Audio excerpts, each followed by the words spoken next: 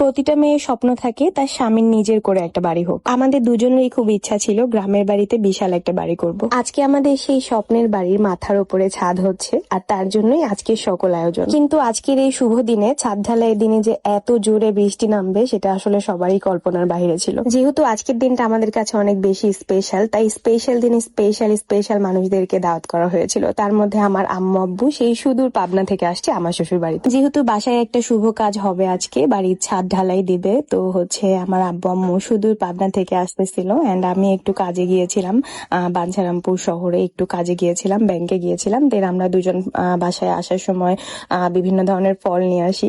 তো ফলের দোকানে গিয়ে আরেক অবস্থা, সবাই বলে আমার দোকান থেকে নিতে, আমার দোকান থেকে নিতে, এরকম। তো আপনাদের ভাই বলতেছে যে আপেল এক জায়গা থেকে নিবো, মালটা এক জায়গা থেকে নিবো, দেন হচ্ছে আম এক জায়গা থেকে নিবো। তো এক একটা দোকান থেকে আমরা এক একটা রকমের ফল কিনে নিয়ে বাসায় চলে আসি। এবং বাসায় এসেও দেখি যে সকল ধরনের আয়োজন হচ্ছে আমার শাশুড়ি নিজের হাতে করতেছে। আমার শাশুড়ি স্পেশাল যে পায়েসটা, অনেক মজা হয় যে পায়েসটা, সেটাও রান্না হচ্ছিল। দেন গরুর মাংস, মুরগির মাংস, রোস্ট, পোলাও সবকিছু রান্না হচ্ছিল, কারণ বাসায় আজকে অনেকগুলা গেস্ট আসবে। দেন হচ্ছে হুজুর আসবে মিলাদ পড়ানোর জন্য। আপনাদের ওইদিকে কে কি বলে জানি না, আমাদের এখানে ছাদ ঢালাইয়ের সময় এক ধরনের মিলাদ দেওয়া হয়, যেটা আমাদের পাবনার ভাষায় বলা হয়। তারপর আমি একটু পায়েসটা হচ্ছে টেস্ট করতেছিলাম, কেমন মজা হয়েছে। মাশাআল্লাহ অনেক বেশি সুস্বাদু হয়েছে। এন্ড সবগুলা খাবারের একটু একটু করে ক্লিপস নিচ্ছিলাম। আলহামদুলিল্লাহ, আপনাদের ভাইয়ার আর আমার অনেক বেশি ইচ্ছা ছিল যে আমাদের গ্রামের বাড়িতে আমরা একটা বাড়ি করব, যেখানে আমরা ঈদ কাটাবো, দেন হচ্ছে বিভিন্ন অকেশনে আসবো, মজা করব।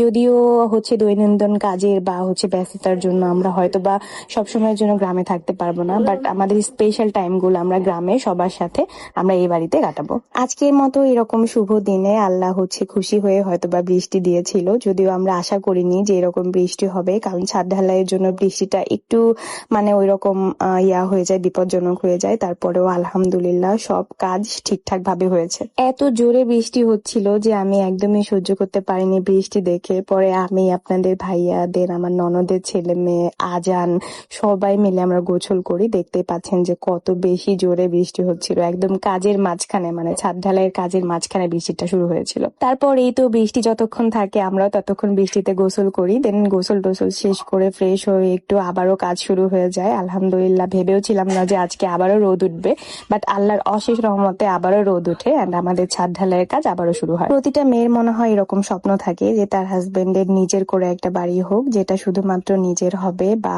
এই বাড়ির উপরে কোনো কারোর খবরদারি চলবে না। আসলে প্রতিটা মেয়ের এরকম স্বপ্ন।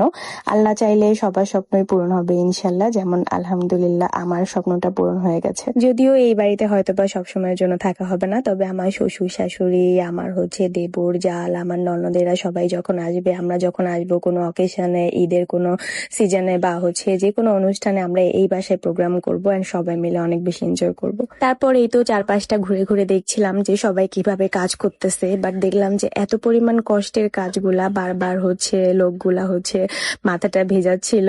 এন্ড দেন পরের দিনের ভিডিও ক্লিপস এগুলো আজান বাবু দেখেন, মনে হচ্ছে সেই যেন এই রাজপ্রাসাদের মালিক। আলহামদুলিল্লাহ সব কাজ হচ্ছে বৃষ্টি হোক বা যেটাই হোক, সবকিছুর মধ্যে দিয়েও আলহামদুলিল্লাহ ভালোভাবেই সম্পূর্ণ হয়েছে। এই তো আজান বাবু আজকে ওর আব্বুর সাথে ঘুরতে যাবে, যার জন্য একটু রেডি করে দিছি। পরে ও ময়নের সাথে হচ্ছে এখানে আসছে।